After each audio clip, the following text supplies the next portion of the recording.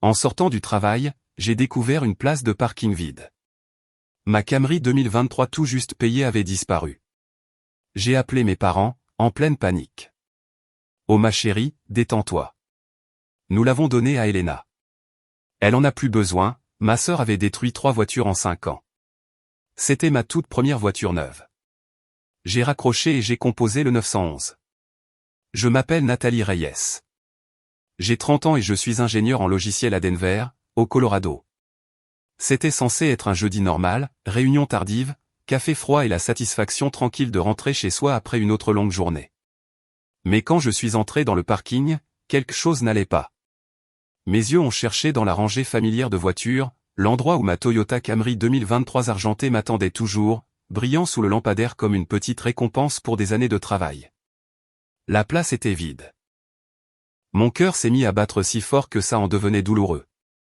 J'ai vérifié la rue 2 fois, puis 3 fois, certaines de m'être garé ailleurs, mais ce n'était pas le cas. Ma voiture, tout juste payée le mois dernier, avait disparu. Je suis resté figé, l'air me cisaillant la poitrine. J'ai sorti mon téléphone avec des doigts tremblants et j'ai appelé ma mère. « Maman, ma voiture a disparu. Est-ce que quelqu'un l'a remorquée ?» Sa voix était d'un calme exaspérant. « Oh, ma chérie, détends-toi. Nous l'avons donnée à Elena.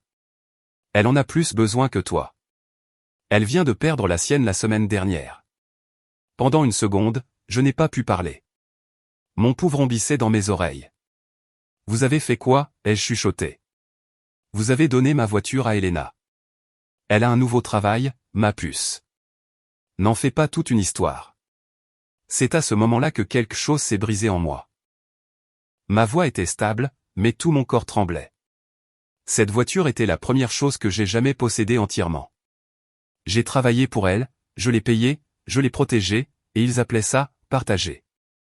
J'ai raccroché avant de dire quelque chose que je ne pourrais pas regretter. Puis j'ai composé le 911. Dites-moi d'où vous regardez et quelle heure il est en ce moment.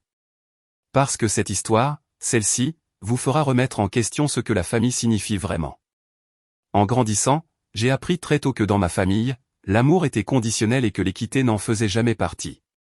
J'étais l'aînée, celle qui se débrouillait, qui ne demandait jamais grand-chose parce que je savais que je ne l'obtiendrais pas de toute façon.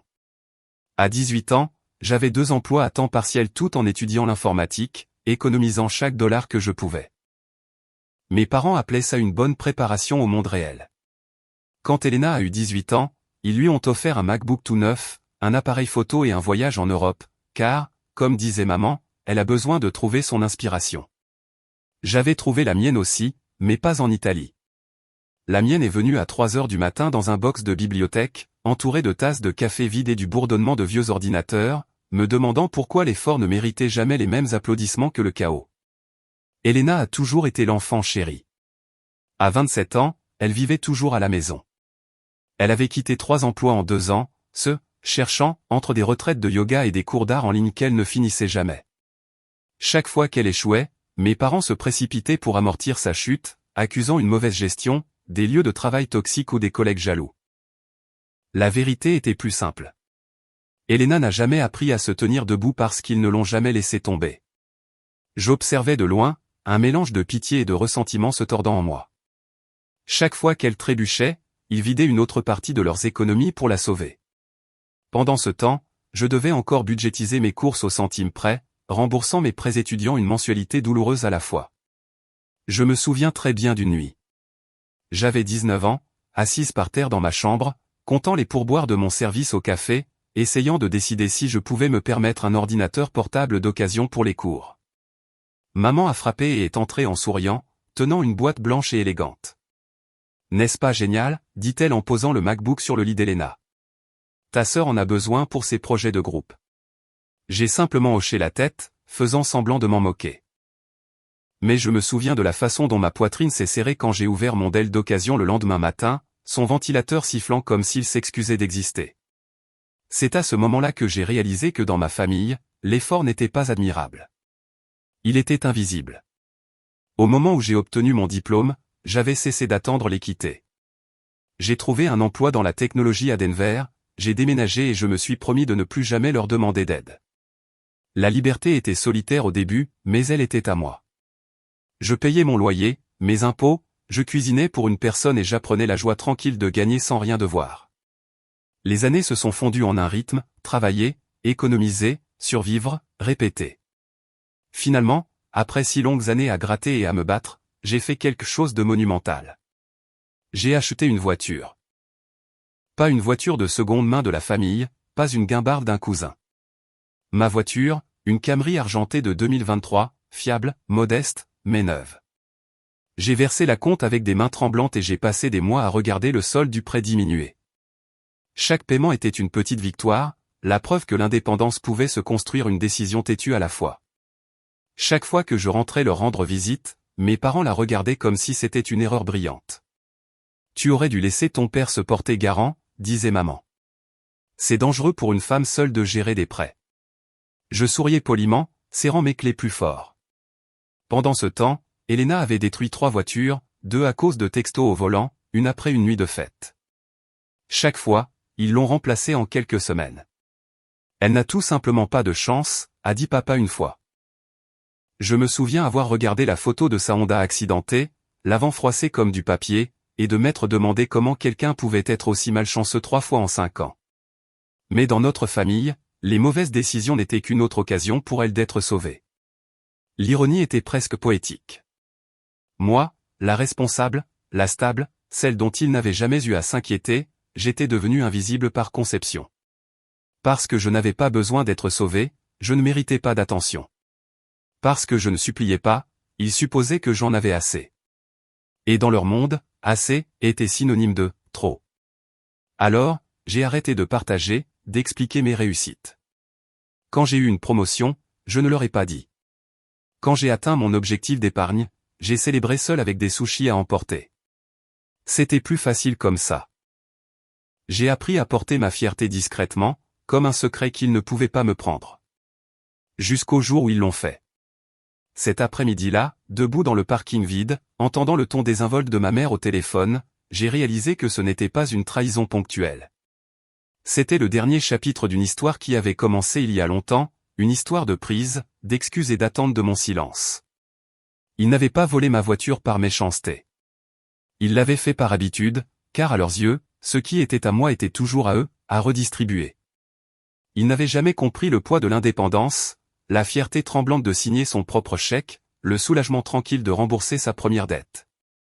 Ils ne savaient pas ce que signifiait gagner quelque chose et craindre de le perdre.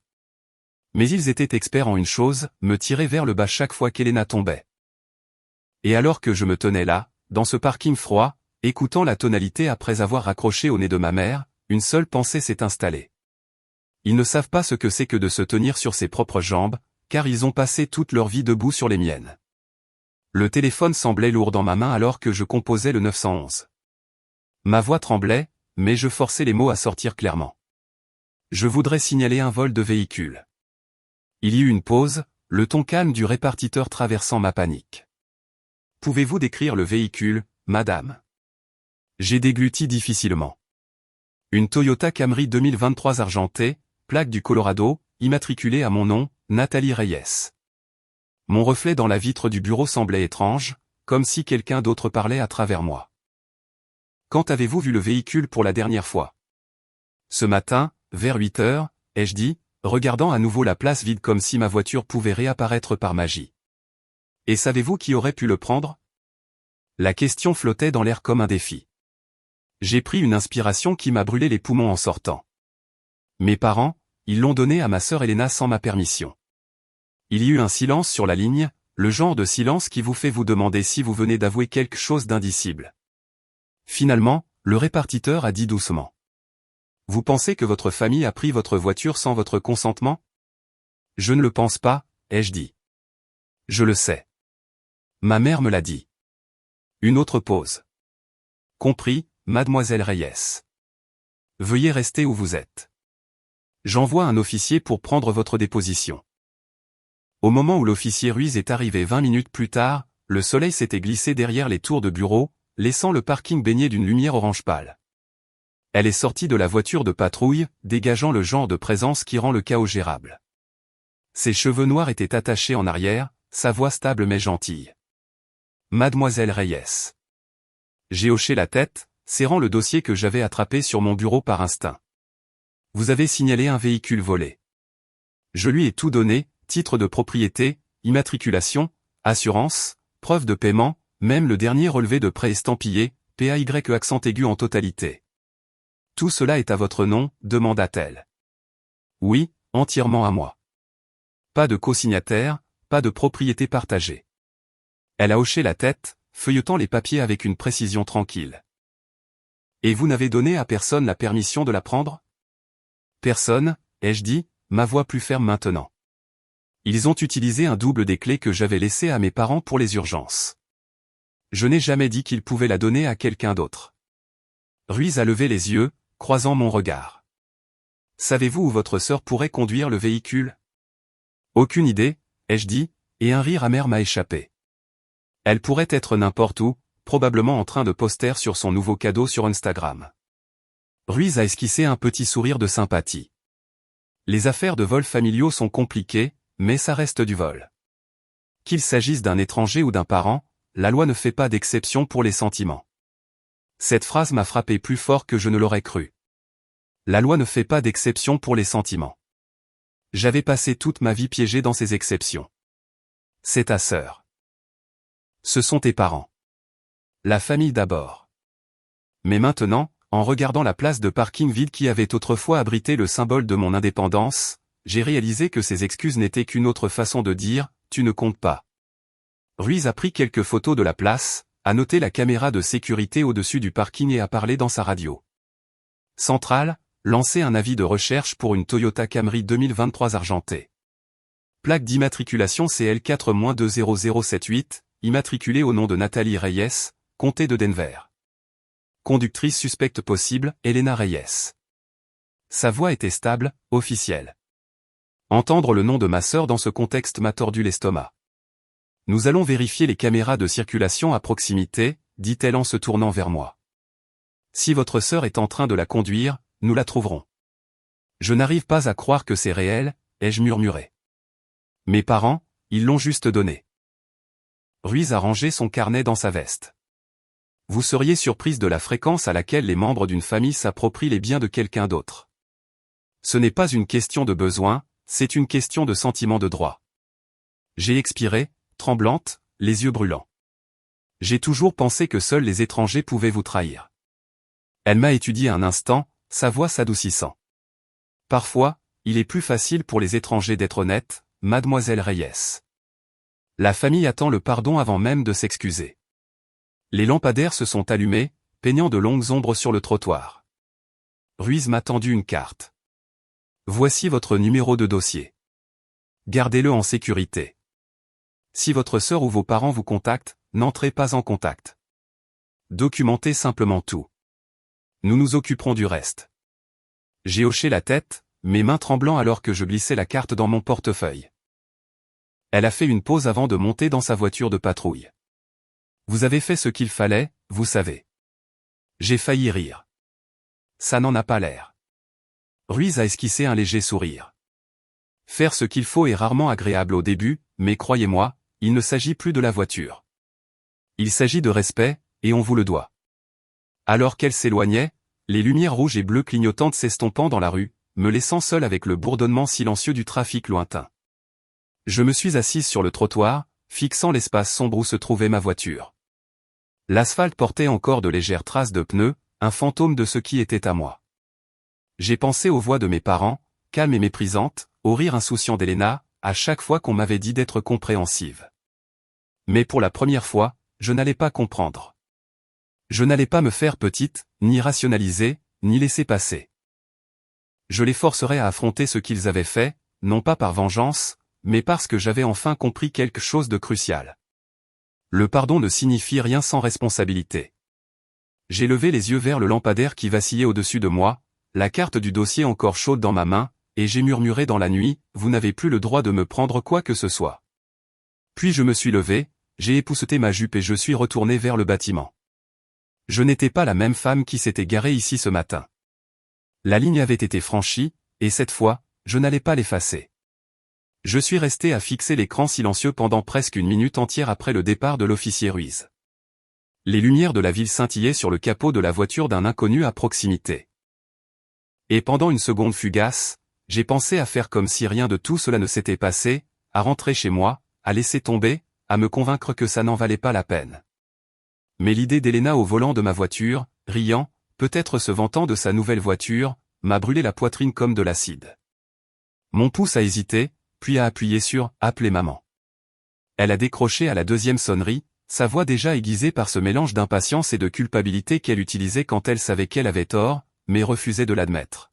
« Nathalie, tu t'es calmée maintenant. »« Non, maman, ai-je dit d'une voix égale. Je viens d'appeler la police. J'ai signalé le vol de ma voiture et je vais aller jusqu'au bout. » Un temps de silence. Puis son ton a basculé dans la panique. « Quoi? Nathalie? Non, ne sois pas ridicule. Tu as appelé la police contre ta propre famille. Tu vas nous détruire pour ça. » J'ai serré la mâchoire, la colère montant lentement et sûrement. Je ne détruis rien. Maman, cette famille s'est détruite elle-même au moment où elle a décidé que le vol était un acte d'amour. En arrière-plan, j'entendais la télévision, le bruit étouffé de la vaisselle et la voix de mon père demandant « Que se passe-t-il » Elle a dû lui passer le téléphone, car la chose suivante que j'ai entendue était son ton bas et mesuré, celui qu'il utilisait pour prétendre être le raisonnable. « Nathalie, écoute-moi. Tu réagis de manière excessive. Elena avait besoin d'une voiture pour son nouveau travail. Nous allions te le dire. Avant ou après l'avoir prise.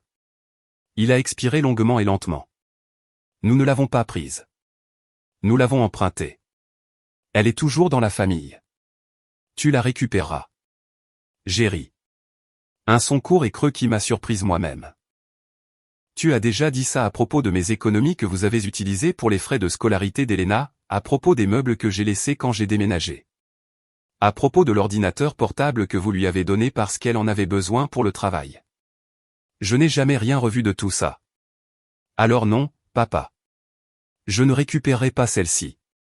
Pas cette fois. » Il a soupiré comme si c'était moi qui l'épuisais. « C'est ta sœur, Nathalie. Elle essaie de remettre sa vie sur les rails. Tu peux prendre le bus pendant quelques jours. Tu es plus forte. Tu t'en sortiras. » Voilà. Le scénario que j'avais entendu toute ma vie. Tu es plus forte. Ça a toujours sonné comme un compliment jusqu'à ce que je réalise que c'était juste une permission pour eux de continuer à apprendre. Vous avez passé toute ma vie à récompenser ses échecs et à punir ma stabilité, ai-je dit doucement.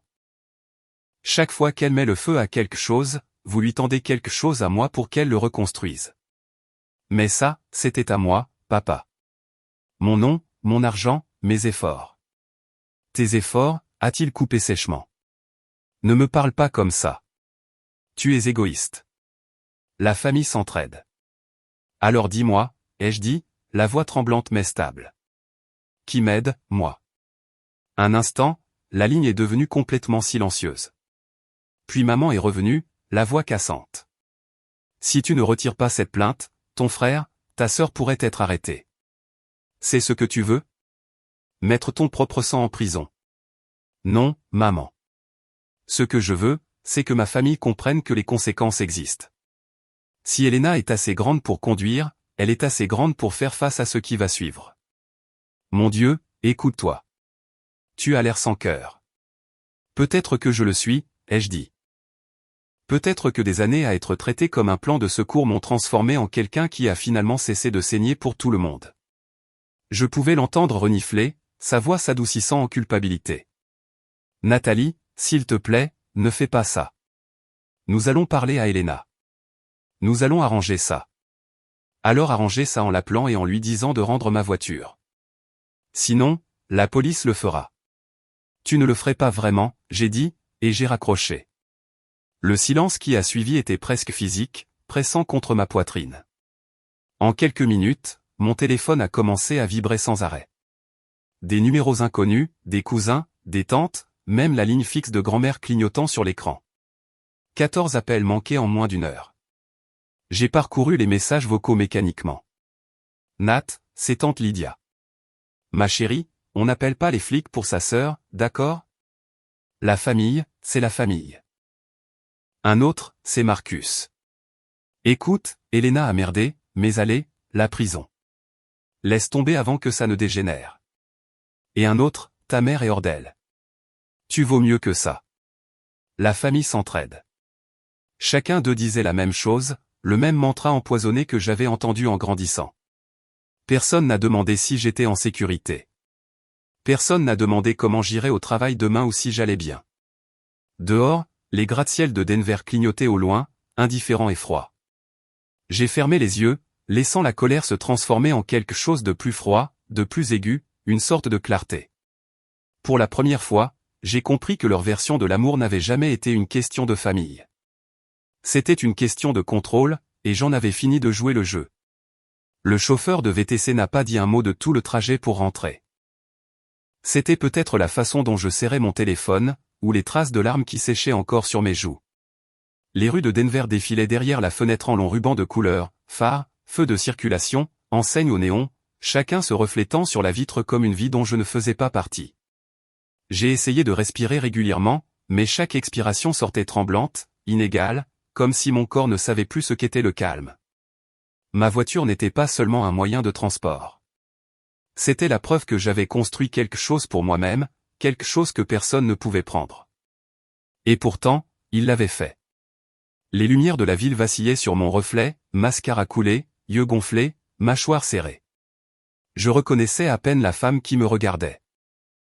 Elle semblait plus petite que dans mon souvenir, comme si toutes les années passées à rester calme s'étaient effondrées en un seul jour. Mon téléphone a de nouveau vibré, mais je n'ai pas regardé. Je ne pouvais pas. Chaque vibration ressemblait à un petit écho de toutes les fois où on m'avait dit de comprendre, d'être patiente, de ne pas réagir de manière excessive. Pour une fois, je ne voulais pas comprendre. Je voulais ressentir. Alors que la voiture s'engageait dans ma rue, un souvenir a refait surface, aigu et cruel dans sa clarté. J'avais 18 ans, debout sous la pluie devant notre ancienne maison. Mon sac à dos trempé, tenant un parapluie à moitié cassé. Mon vélo, celui pour lequel j'avais économisé pendant des mois, avait disparu. Je me souviens de la panique, de la recherche désespérée, jusqu'à ce que je le retrouve 2 jours plus tard, couché dans la boue derrière la maison de l'ami d'Elena. La chaîne rouillée, la selle déchirée. Elle l'avait empruntée, bien sûr. Juste pour quelques heures, avait-elle dit. Je ne pensais pas que ça te dérangerait. Quand j'ai essayé de le dire à nos parents, maman a balayé ça d'un revers de main. C'est ta sœur. Ne sois pas dramatique. Tu peux le nettoyer. Alors, je l'ai fait. Je l'ai nettoyé en silence, frottant jusqu'à ce que mes mains saignent, regardant la pluie laver les égratignures qu'elle avait laissées. C'était la première fois que j'apprenais à quoi ressemblait le vol dans notre famille. Il ne s'agissait pas de voler des choses. Il s'agissait de voler les limites et de prétendre que c'était de l'amour. Ce souvenir m'a frappé si fort que j'ai presque manqué le chauffeur disant « Nous sommes arrivés ». J'ai cligné des yeux, forçant un sourire, lui ai donné un pourboire et suis sorti dans la nuit froide. La pluie avait recommencé, une fine bruine qui recouvrait la rue d'Argent. Mon immeuble se dressait devant moi, silencieux, encore anonyme. J'ai monté les escaliers lentement, chaque marche plus lourde que la précédente. À l'intérieur, l'air semblait trop calme, trop vif. Je me suis laissé tomber sur le canapé sans allumer les lumières. Mes mains tremblaient, non pas de peur, mais d'épuisement, le genre qui vit dans vos os après des années à faire semblant d'aller bien. J'ai essayé de me dire que ce n'était qu'une voiture, que je pouvais en avoir une autre, que ça ne valait pas cette douleur dans ma poitrine. Mais au fond de moi, je savais que ce n'était pas à propos de la voiture. C'était à propos de chaque fois qu'on m'avait dit que mes sentiments n'avaient pas d'importance. À propos de chaque fois qu'ils avaient pris quelque chose du temps, des efforts, la paix et attendaient de la gratitude en retour. Les larmes sont venues lentement au début, silencieuses et fatiguées, jusqu'à ce qu'elles ne soient plus silencieuses. Elles sont venues comme la pluie dehors, régulière, implacable, purificatrice. J'ai pleuré pour la fille qui avait nettoyé la boue de son vélo en silence. Pour la femme qui continuait de pardonner à des gens qui ne s'excusaient jamais. Pour la fille qui pensait qu'être bonne lui vaudrait un jour le respect. Ce n'était pas le cas. Quand les sanglots se sont finalement calmés, je me suis redressé, j'ai attrapé un carnet sur mon bureau et je me suis assise près de la fenêtre. La ville dehors était douce maintenant, floue par la bruine et le faible bourdonnement du trafic de minuit. J'ai ouvert le carnet à une page blanche et j'ai écrit lentement, mes mains tremblant encore. 14 mai. Aujourd'hui, j'ai perdu ma voiture. Mais peut-être qu'aujourd'hui est le jour où je me suis retrouvé. Les mots semblaient petits et fragiles sur le papier, mais ils semblaient réels, plus réels que tout ce que j'avais entendu de ma famille depuis des années. Je les ai fixés pendant un long moment, l'encre s'étalant légèrement là où une larme était tombée. Puis j'ai fermé le carnet doucement, comme pour sceller une promesse que je n'étais pas prête à rompre. Je suis allé à la cuisine, j'ai fait du thé juste pour avoir quelque chose à faire. Le sifflement de la bouilloire semblait trop fort dans le silence. Je me suis appuyé contre le comptoir, regardant la vapeur monter en spirale et j'ai murmuré à personne. Ce n'est pas la première fois qu'ils me prennent quelque chose. C'est juste la première fois que je refuse de me taire. La vérité de cette phrase s'est installée profondément dans ma poitrine, stable, solide, presque réconfortante. Ce n'était plus de la colère. C'était de la conscience. Je n'étais pas impuissante. Je n'étais pas folle. J'en avais simplement fini. Dehors, une voiture est passée. Les phares balayant le mur du salon, puis disparaissant. J'ai pensé à Elena conduisant ma Camry, ses mains sur le même volant que j'avais serré chaque matin avec fierté. Je me suis demandé si elle ressentait même une once de culpabilité, ou si elle s'était déjà convaincue qu'elle le méritait. Quoi qu'il en soit, ça n'avait pas d'importance. Pour une fois, ce n'était pas mon travail de réparer ça. J'ai porté ma tasse sur le canapé et je me suis enroulé sous une couverture, le carnet reposant sur mes genoux. La pluie s'était arrêtée. La ville était de nouveau silencieuse. Quelque part au loin, une sirène a retenti, un son faible et solitaire avalé par la nuit. J'ai fermé les yeux, respirant lentement. Pour la première fois depuis des années, le silence ne me faisait pas peur. Il ressemblait à autre chose, quelque chose qui pourrait presque être appelé la paix. L'appel est arrivé l'après-midi suivant alors que j'étais à mon bureau, fixant d'un air absent des lignes de code qui refusaient d'avoir un sens. Mon téléphone a vibré et le nom de l'officier Ruiz s'est allumé sur l'écran. Pendant une seconde, j'ai pensé à laisser sonner. Je n'étais pas sûr d'être prête pour la suite, mais quelque chose en moi, de plus stable maintenant, a répondu. Mademoiselle Reyes? Son ton était calme, professionnel. Nous avons localisé votre véhicule. Je me suis redressé sur ma chaise, le cœur battant. Vous l'avez retrouvé? Oui. Votre sœur a été arrêtée plus tôt ce matin pour excès de vitesse près d'Aurora. L'officier a vérifié les plaques. Votre plainte est apparue immédiatement. La voiture a été mise à la fourrière comme pièce à conviction. Vous pourrez la récupérer une fois le traitement terminé. J'ai expiré un souffle que je ne savais pas que je retenais. Est-ce qu'elle va bien? Elle va bien, a dit Ruiz. Puis, après une pause, vos parents appellent le poste depuis que c'est arrivé. Ils voulaient que nous annulions l'affaire. Sa voix portait une légère pointe d'ironie. Mais ça ne marche pas comme ça. Une fois qu'une plainte est déposée et qu'une cause probable est confirmée, cela devient une enquête criminelle. Elle a été emmenée pour interrogatoire. Pendant quelques secondes, je n'ai pas pu parler. La réalité de tout cela me pressait. Le chaos de ma famille maintenant inscrit dans les registres de police, les numéros de dossier, les documents officiels. Il n'y avait pas de retour en arrière possible. Et pourtant, au fond de moi, je ressentais quelque chose qui ressemblait presque à du soulagement. Merci, ai-je finalement dit, de prendre ça au sérieux.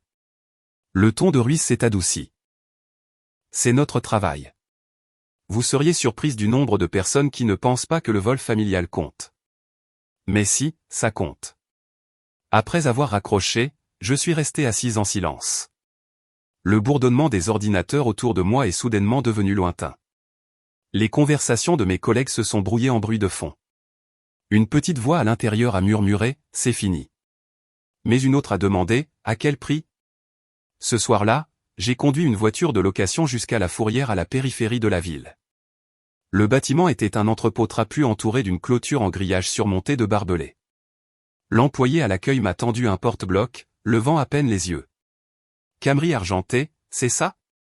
Emplacement 34. Vous trouverez les clés à l'intérieur. Signé juste ici. Le sol en béton résonnait alors que je marchais le long des rangées de voitures endommagées, cabossées, oubliées. Et puis je l'ai vue. Ma voiture. Ma belle Camry argentée autrefois immaculée, assise sous une lumière fluorescente vacillante. Ma poitrine s'est serrée. J'ai ouvert la portière et je me suis figé. Des emballages de fast-food jonchaient le sol. Des canettes de boissons énergisantes vides roulaient sous les sièges. Le côté passager était maculé de maquillage. Le tableau de bord collant à cause d'un soda renversé. Le réservoir d'essence était presque vide. Ma couverture d'urgence soigneusement pliée était froissée à l'arrière. Ma boîte à gants saccagée. Je suis resté là pendant un long moment à regarder. Il ne me restait plus de larmes, juste un lourd soupir qui venait de quelque part de profond. 8 heures, ai-je murmuré. Il ne lui a fallu que 8 heures pour transformer quelque chose que je chérissais en dépotoir. Des bruits de pas ont résonné derrière moi. C'était l'officier Ruiz, porte-bloc à la main. Tout semble en ordre? J'ai eu un petit rire sans humour. Ça dépend de votre définition de en ordre. J'ai fait un geste vers le désordre. Elle est intacte. C'est suffisant, je suppose. Ruiz a hoché la tête lentement, puis s'est appuyé contre le côté de la voiture. Vous savez, dit-elle doucement, dans mon métier, les gens supposent que le plus difficile est de dénoncer des étrangers, mais ce n'est pas vrai. Les cas les plus difficiles sont ceux comme le vôtre.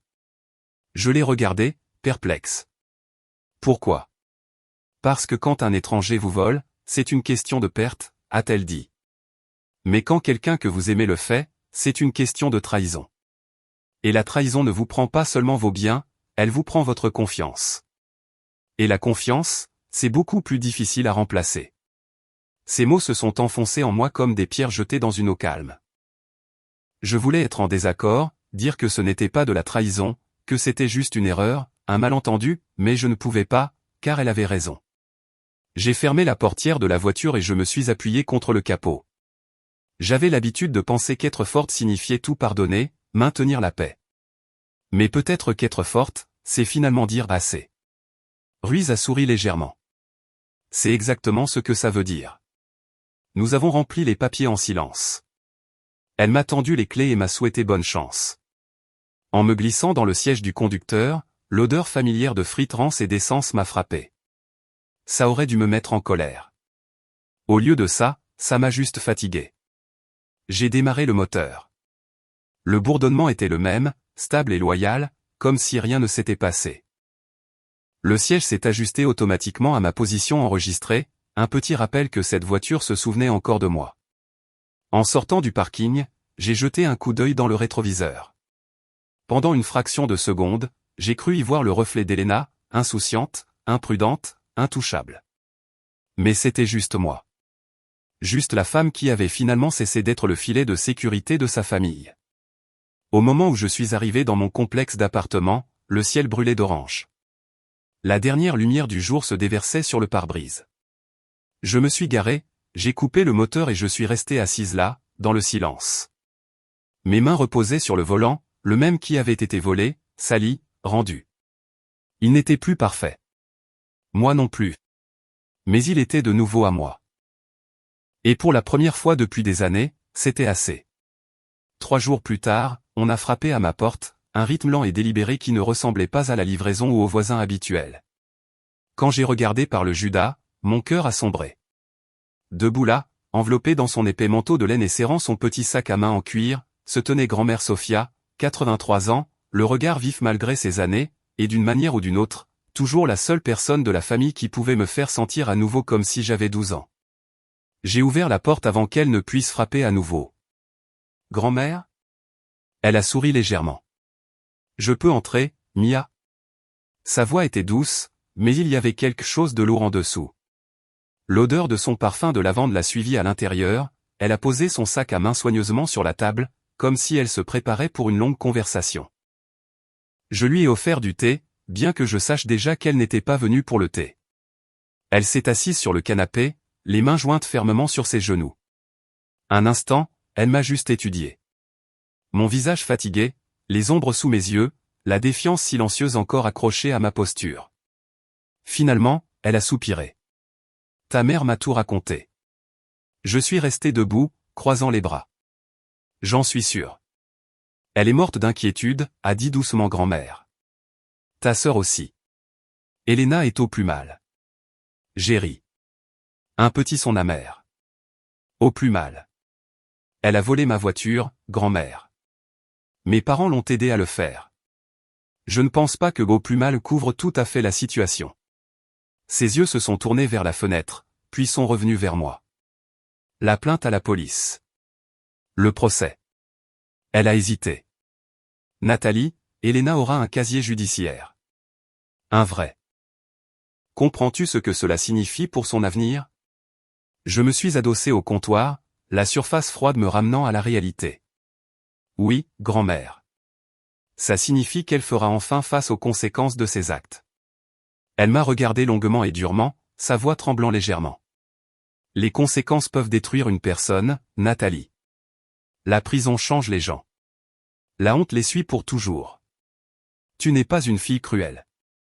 Ne laisse pas ça te transformer en quelqu'un que tu n'es pas. Ce mot, cruel, a atterri comme une pierre dans mon estomac. Je l'avais entendu si souvent ces derniers jours qu'il avait commencé à perdre son sens. Mais l'entendre de sa part faisait mal d'une manière différente. Cruel, ai-je dit doucement. Sais-tu ce qui est cruel, grand-mère? Passer toute sa vie à faire ce qu'il faut et être puni pour ça. Regarder tout le monde casser des choses, mentir, voler, et être quand même pardonné parce qu'ils sont fragiles ou perdus. Le regard de grand-mère s'est adouci, mais elle n'a pas interrompu. J'ai pris une inspiration, les mots jaillissant avant que je ne puisse les arrêter. Quand j'avais 18 ans, Elena a pris mon vélo et l'a laissé sous la pluie. Ils m'ont dit de ne pas en faire toute une histoire. Quand j'avais 20 ans, maman a utilisé mes économies pour payer les frais de scolarité d'Elena sans même demander. Quand j'ai acheté ma première voiture, papa a dit que je frimais. Et maintenant, ils ont pris ce pourquoi j'ai travaillé pendant 6 ans et l'ont donné comme si de rien n'était. Et c'est moi qui suis sans cœur parce que j'ai finalement dit non. Pendant un long moment, elle n'a rien dit. Le tic-tac de l'horloge remplissait le silence entre nous. Finalement, elle a dit doucement. Tu portes cette douleur depuis longtemps. Je me suis détourné, la gorge serrée. Tout ce que j'ai toujours voulu, c'était l'équité. Pas le favoritisme, pas les éloges, juste l'équité. Grand-mère a hoché la tête lentement. L'équité est une belle chose, Mia. Mais la vie et la famille, elles sont rarement justes. Je me suis retourné vivement. Ma voix plus sèche que je ne le voulais. C'est l'excuse que tout le monde utilise, grand-mère. C'est comme ça qu'ils s'en sortent avec tout, parce que la famille n'est pas juste. Alors, quand est-ce que j'arrête de payer le prix de leurs erreurs? Elle a légèrement tressailli, mais n'a pas détourné le regard. Tu penses que je ne comprends pas, mais si. J'ai élevé ta mère. J'ai vu comment elle a appris à cacher ses faiblesses derrière ce sourire. Elle gâte Elena parce qu'elle essaie de réparer quelque chose en elle. Mais Nathalie, elle s'est penchée en avant, les yeux soudain féroces, cela ne signifie pas que tu dois saigner pour sa rédemption. Ces mots m'ont surprise et réduite au silence. Pour la première fois de la journée, je me suis sentie comprise, non pas par un officier, non pas par un ami, mais par quelqu'un qui avait vécu assez longtemps pour reconnaître les cycles quand elle les voyait. Je ne te demande pas de leur pardonner, a poursuivi grand-mère. Je te demande de réfléchir à ce qui va se passer ensuite. La colère peut construire des murs, et parfois ces murs empêchent aussi la lumière du soleil d'entrer. Ma voix s'est brisée. Je ne suis pas en colère, grand-mère. Je suis fatigué. Tellement fatigué. J'ai passé toute ma vie à être la responsable, et la seule récompense que je reçois, c'est le blâme. J'ai senti mes yeux piquer. Je fais tout bien. Et il me traite d'ingrate. Je trace une limite, et il me traite de cruel. Son visage s'est adouci et elle a tendu la main, sa main frêle recouvrant la mienne. Peut-être qu'ils te traitent de cruel parce qu'au fond, tu leur rappelles ce qu'ils auraient dû être. Peut-être que tu es un miroir dans lequel ils ne supportent pas de se regarder. J'ai dégluti difficilement, les larmes brouillant les contours de son visage. Alors pourquoi ça fait si mal d'avoir raison? Elle a souri tristement. Parce que faire ce qui est juste n'est pas toujours agréable, Mia. Mais un jour, ça te semblera propre. Nous sommes restés assises là un moment.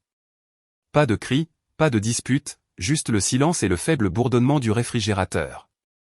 Son pouce caressait ma main. Un petit réconfort sans parole. Quand elle s'est finalement levée pour partir, elle a ajusté son écharpe et m'a regardé comme elle le faisait quand j'étais enfant, juste avant de dire quelque chose qui resterait gravé pendant des années. Tu penses que tu as perdu ta famille, dit-elle doucement. Mais peut-être que tu es juste en train de trouver la partie qui était vraiment la tienne depuis le début, toi-même. Je l'ai suivie jusqu'à la porte, l'aidant à mettre son manteau. Elle s'est arrêtée dans l'embrasure, les yeux brillants. Ne durcis pas complètement ton cœur, Nathalie. Assure-toi juste que la prochaine fois que tu l'ouvriras, ce sera pour des gens qui l'ont mérité. Après son départ, l'appartement semblait à la fois plus lourd et plus léger. Je me suis laissé tomber sur le canapé, fixant la tasse de thé vide qu'elle avait laissée. Ces mots résonnaient dans ma tête comme un écho doux. Peut-être que tu es le miroir dans lequel il ne supporte pas de se regarder. Pour la première fois, je n'ai pas pleuré. Je suis juste restée assise là, laissant la vérité de ces mots s'installer en moi comme un battement de cœur calme et régulier. Le palais de justice sentait légèrement le désinfectant et le vieux papier, comme si le temps lui-même y était piégé. Les murs étaient tapissés de photographies encadrées de juges à la retraite depuis longtemps, tous arborant la même expression, patiente, détachée, lasse. Je me suis assise sur le banc en bois devant la salle d'audience 4B, les paumes pressées contre mes genoux, essayant de garder ma respiration stable. L'horloge au mur faisait un tic-tac trop fort, le genre de tic-tac qui remplit chaque silence jusqu'à ce qu'il devienne insupportable. Derrière moi, j'entendais mes parents chuchoter en espagnol. Je ne pouvais pas distinguer les mots, mais je connaissais le ton, sec, saccadé, plus soucieux des apparences que des conséquences. Elena était assise entre eux, tapant nerveusement du pied contre le sol, les yeux sur son téléphone, faisant semblant de ne pas les entendre se disputer. L'avocat commis d'office était adossé au mur, parcourant ses notes, pensant probablement que ce n'était qu'une autre affaire de drame familial dans une longue liste. Quand le greffier a finalement ouvert la porte et appelé « L'État du Colorado contre Elena Reyes », mon estomac s'est noué. Je me suis levé, suivant le groupe à l'intérieur. L'air dans la salle d'audience était plus froid que dans le couloir, les lumières trop vives. Chaque son était amplifié, le bruissement des papiers, la toux d'un huissier, le craquement du vieux bois. La juge était assise bien au-dessus de nous, une femme d'une 60aine d'années aux cheveux gris courts, les yeux comme de l'acier poli par des années de déception humaine. Elle a regardé Elena, puis le dossier devant elle. « Mademoiselle Reyes, a-t-elle commencé d'une voix égale, vous avez accepté de plaider aujourd'hui. » La voix d'Elena est sortie, petite. « Oui, votre honneur. » Son avocat a hoché la tête, poussant des papiers vers le banc. Je suis resté derrière eux, au deuxième rang, assise parfaitement immobile. Mon cœur battait la chamade dans ma poitrine, mais extérieurement, je devais avoir l'air calme. Des années de pratique à prétendre être inébranlable m'avaient rendu bonne à ça. La juge a pris la déclaration, la lut brièvement avant de la rendre. « Mademoiselle Reyes, veuillez lire votre aveu écrit à voix haute pour le procès-verbal. » Les doigts d'Elena tremblaient alors qu'elle dépliait le papier. Ses yeux se sont tournés vers nos parents, puis ont de nouveau baissé. Pendant un long moment, elle n'a pas parlé. Le silence s'est étiré, lourd, jusqu'à ce que la juge se racle la gorge. Finalement, Elena a commencé, sa voix fine mais claire. « Moi, Elena Reyes, j'admets avoir pris le véhicule de ma sœur sans sa permission le 14 mai. Je savais que la voiture n'était pas immatriculée à mon nom. Je savais que je n'avais pas la permission de la conduire. Je l'ai prise quand même parce que je pensais que ma sœur me pardonnerait. J'avais tort. Ce que j'ai fait était un vol. Je suis désolé. » Sa voix s'est brisée sur les deux derniers mots. Une seule larme a glissé sur sa joue, et je l'ai regardée, attendant de ressentir quelque chose. La colère, la pitié, le soulagement, mais tout ce que je ressentais était de l'épuisement. La juge a hoché la tête une fois. « Merci, mademoiselle Reyes. » Elle s'est tournée vers le greffier. Que le procès-verbal reflète un plaidoyer de culpabilité. Son regard est revenu sur Elena. Ce tribunal accepte votre aveu. Vous êtes condamné à 6 mois de probation, une suspension d'1 an de votre permis de conduire, et une restitution à la victime d'un montant de $847 pour les frais de fourrière et de traitement. Le non-respect de ces conditions entraînera la révocation immédiate de la probation et une peine de prison. Le marteau est tombé avec un bruit sec. Le son a semblé résonner dans ma colonne vertébrale. De l'autre côté de l'allée, la main de ma mère s'est tendue pour saisir le bras d'Elena, lui murmurant des mots de réconfort. La mâchoire de mon père s'est serrée si fort que je pouvais voir le muscle de sa joue tressaillir. Elena a hoché la tête, engourdie, pendant que son avocat lui chuchotait des instructions sur les papiers à signer et les rendez-vous de probation. Personne ne m'a regardé. Quand la juge a levé la séance, je me suis levé lentement, sentant chaque paire d'yeux dans la pièce sur moi. Mes parents se sont tournés les premiers.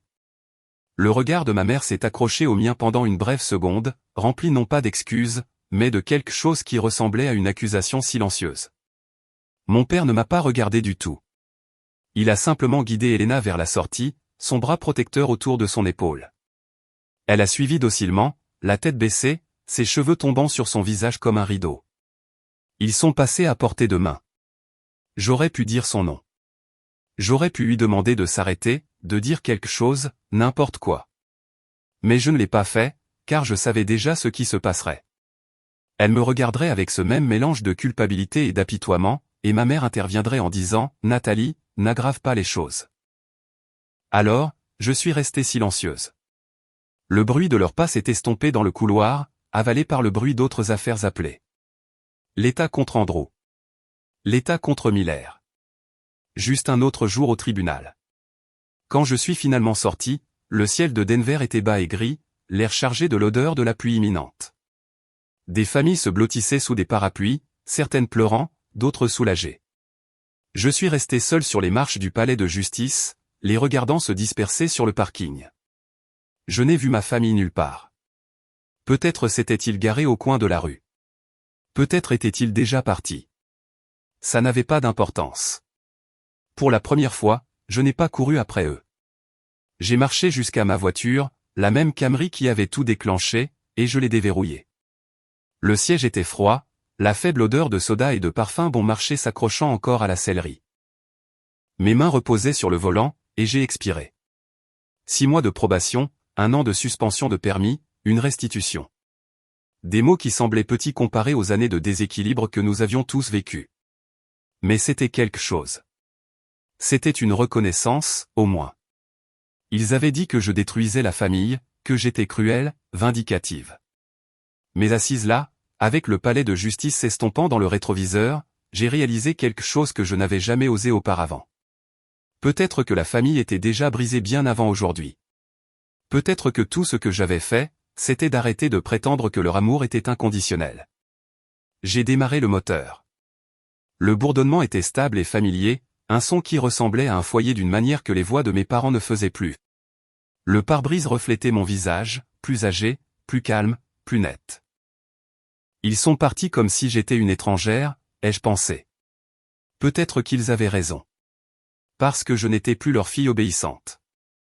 Je n'étais plus la sœur silencieuse qui passait son temps à réparer les trous dans la vie de tout le monde. Je n'étais plus la personne fiable qu'ils pouvaient tenir pour acquise. Alors que je sortais du parking, des gouttes de pluie ont commencé à tomber sur le pare-brise. J'ai allumé les essuie-glaces, regardant le monde se brouiller en mouvement. À chaque pâté de maison que je parcourais, le palais de justice devenait plus petit derrière moi, jusqu'à n'être plus qu'une faible ombre grise contre la ligne d'horizon de la ville. Peut-être qu'ils ne me pardonneraient jamais. Peut-être qu'ils raconteraient à leurs amis que je m'étais retourné contre eux, que j'étais ingrate, et peut-être même qu'ils le croiraient. Mais pour la première fois, cela ne me terrifiait pas. Parce que la liberté, ai-je réalisé, ne ressemble pas toujours à de la joie. Parfois, elle ressemble à la solitude, pure, nette, honnête. J'ai baissé la vitre et j'ai laissé la pluie toucher mon visage, fraîche et régulière. Les lumières de la ville vacillaient sur les rues mouillées devant moi. Ils ont dit que j'avais tout gâché, me suis-je murmuré. Peut-être que oui, mais peut-être que ce que j'ai gâché n'aurait jamais dû exister tel quel. Le feu de circulation devant moi est passé au vert, et j'ai appuyé sur l'accélérateur. Les pneus sifflaient sur l'asphalte glissant, et j'ai avancé, laissant le palais de justice et la version de moi-même qui implorait encore leur approbation loin derrière. Vous ne pouvez plus me contrôler, ai-je pensé. Et cette fois, je savais que c'était vrai. 1 mois s'est écoulé après la condamnation, et la vie a pris un rythme étrange et silencieux, un rythme qui semblait à la fois étranger et nécessaire. Je n'avais pas eu de nouvelles de mes parents depuis le jour où ils avaient quitté la salle d'audience, et le silence entre nous était plus assourdissant que n'importe quelle dispute que nous ayons jamais eue. Il n'y avait pas d'appel téléphonique, pas de message, pas de texto, il faut qu'on parle, que je m'attendais à moitié à recevoir à 2 heures du matin. À la place, le monde a simplement continué. D'après les quelques nouvelles qui ont filtré par des parents communs, j'ai appris que mes parents avaient acheté à Elena une Honda Civic d'occasion, vieille de 10 ans, cabossée, mais qui roulait encore. Elle a besoin d'un nouveau départ, avait dit ma tante sur un message vocal. Son ton était sec, empreint de jugement. Bien sûr qu'elle en a besoin, ai-je pensé. Dans leur monde, la rédemption était quelque chose que l'on pouvait acheter. Tant que l'on payait en espèces et que l'on ne disait jamais le mot « désolé ». Je n'ai pas répondu. Je n'avais pas la force de continuer à m'expliquer à des gens qui avaient déjà décidé qui était le méchant. À la place, j'ai commencé à construire un nouveau genre de calme. J'ai déménagé dans un autre appartement de l'autre côté de la ville, plus près des contreforts où l'air semblait un peu plus pur et où les voisins ne posaient pas de questions. J'ai changé de numéro de téléphone, bloqué tous les contacts portant le nom de famille Reyes, sauf celui de grand-mère Sofia. Elle était la seule qui appelait encore, sa voix chaude et stable, demandant des nouvelles de mon travail, de mes plantes, si je mangeais assez. Elle n'a plus jamais mentionné Elena, et je l'ai aimée pour ça. Les premières semaines seules étaient étranges. Je me réveillais en attendant un message, une urgence familiale qui exigerait que je laisse tout tomber pour arranger les choses. Mais rien n'est venu, et lentement, cette anxiété a commencé à se transformer en autre chose, la paix. J'ai rempli le silence de petits rituels. Faire du café avant l'aube, ouvrir les rideaux pour laisser la lumière du soleil inonder l'appartement, faire de longues promenades après le travail. Le silence ne semblait plus vide. Il semblait mérité. Un matin, je suis sorti avec mon café et j'ai regardé le parking depuis mon balcon. Elle était là, ma Camry, propre, brillant sous la lumière du matin, toujours garée à la même place que j'avais revendiquée depuis mon emménagement. Pendant des mois, cette voiture avait été le symbole de tout ce qui était brisé en moi.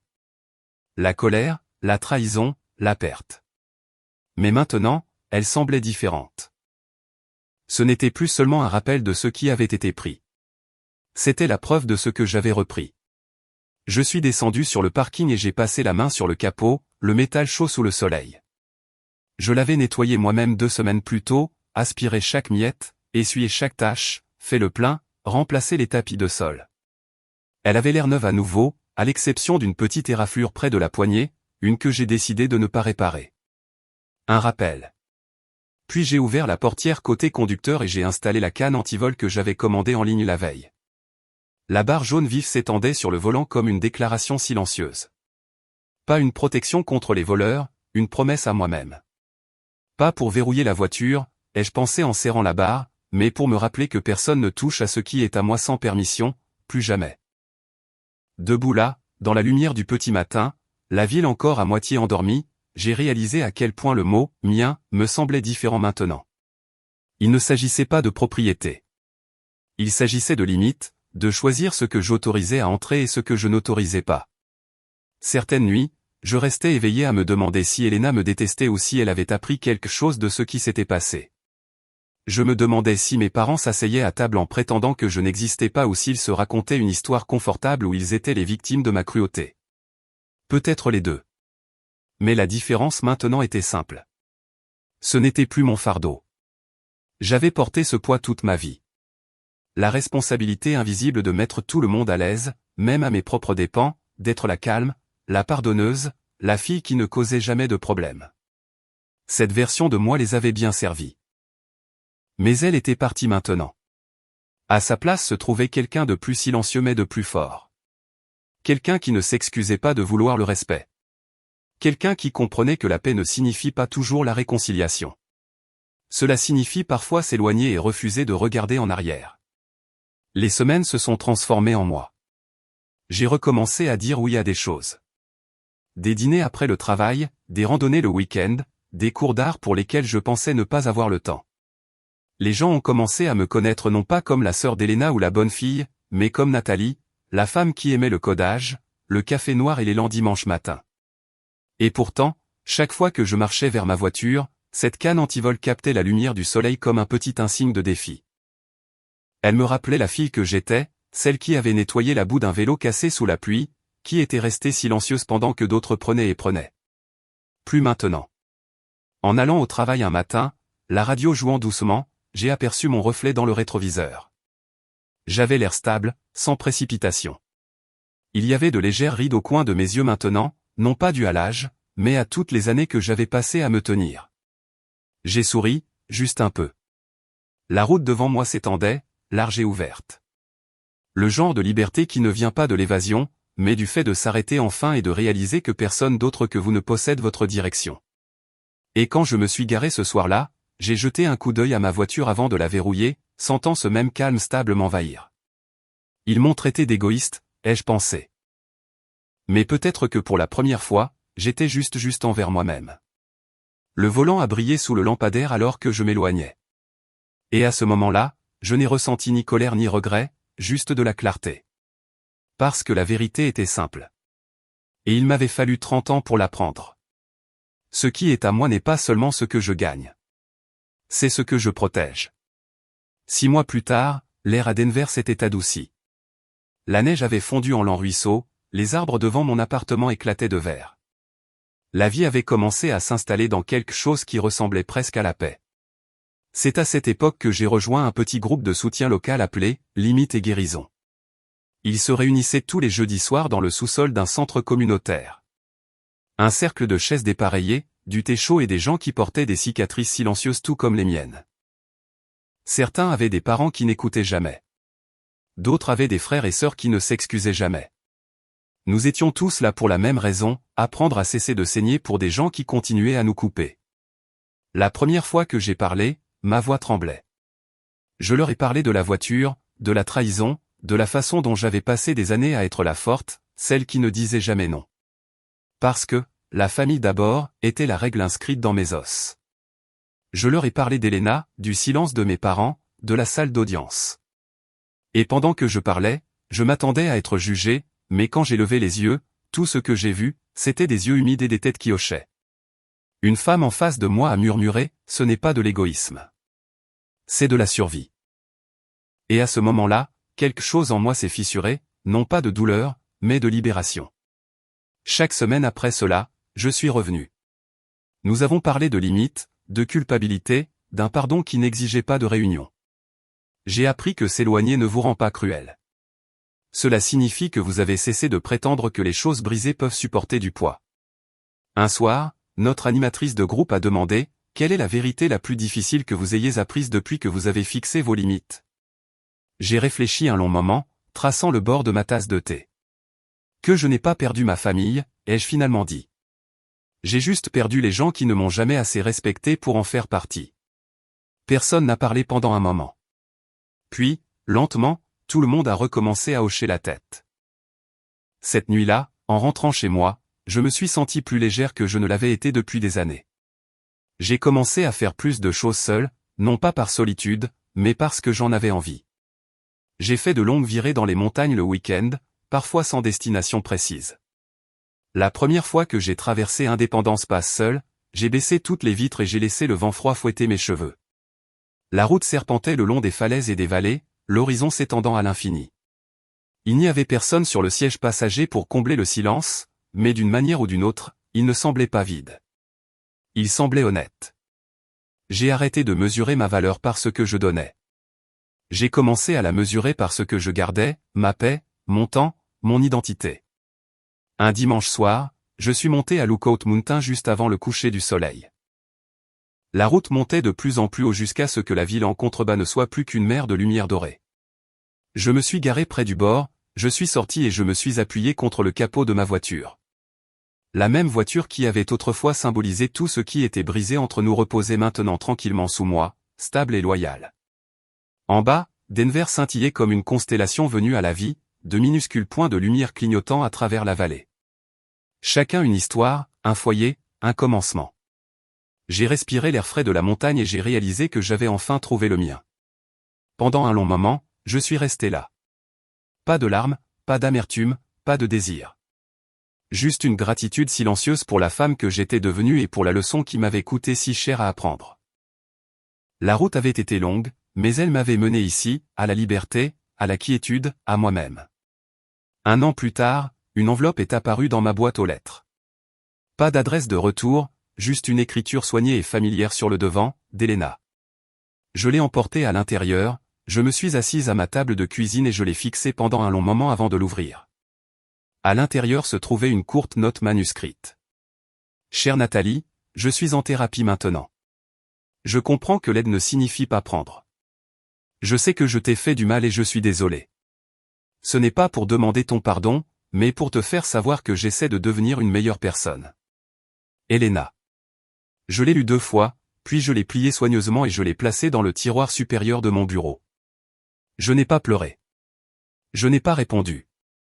Je n'en avais pas besoin, car la lettre ne concernait pas vraiment le pardon. Elle concernait la reconnaissance. Et parfois, c'est suffisant. Cette nuit-là, je me suis assise près de la fenêtre, regardant les lumières de la ville vaciller en bas. La même vue dont j'étais tombé amoureux 6 mois plus tôt. Mon reflet semblait différent maintenant, toujours moi, mais plus calme, plus douce, plus stable. J'ai pensé à tout ce qui s'était passé, la trahison, le silence, la salle d'audience, les longues routes, la guérison, et j'ai réalisé quelque chose de profond. On dit que les liens du sang sont les plus forts. Mais j'ai appris que le respect est plus fort que la parenté. Une voiture, une limite, un seul acte de respect de soi. C'est tout ce qu'il a fallu pour réécrire l'histoire que j'avais vécue toute ma vie. Parce que les gens qui vous aiment vraiment ne vous prennent rien. Ils protègent ce pourquoi vous avez travaillé dur. Et alors que je me suis penché pour verrouiller mon volant pour la nuit, la barre de métal brillant faiblement sous le lampadaire, j'ai souri. Parfois, les batailles les plus difficiles que nous menons ne sont pas contre des étrangers, mais contre les personnes que nous aimons le plus. La famille peut nous apprendre la compassion, mais elle peut aussi nous apprendre où finissent nos limites. L'histoire de Nathalie nous rappelle que l'amour sans respect n'est que du contrôle enveloppé de sentimentalisme. Il est facile de confondre le sacrifice avec la loyauté. De croire que dire non nous rend cruels. Mais le véritable amour, l'amour sain, n'exige jamais que nous nous abandonnions pour mettre les autres à l'aise. Fixer des limites n'est pas une punition. C'est une protection. C'est le moment où vous arrêtez de prouver votre valeur et commencez à l'honorer. Le pardon ne signifie pas toujours la reconnexion. Il signifie parfois choisir la paix plutôt que la proximité. Si on vous a déjà fait sentir coupable de vous être défendu, souvenez-vous de ceci, les gens qui vous apprécient vraiment ne vous prendront jamais ce que vous avez durement acquis. Ils soutiendront votre indépendance, ne la ressentiront pas avec amertume. Parce qu'en fin de compte, la famille n'est pas définie par le sang partagé. Elle est définie par le respect partagé. Et la relation la plus importante que vous protégerez jamais est celle que vous avez avec vous-même.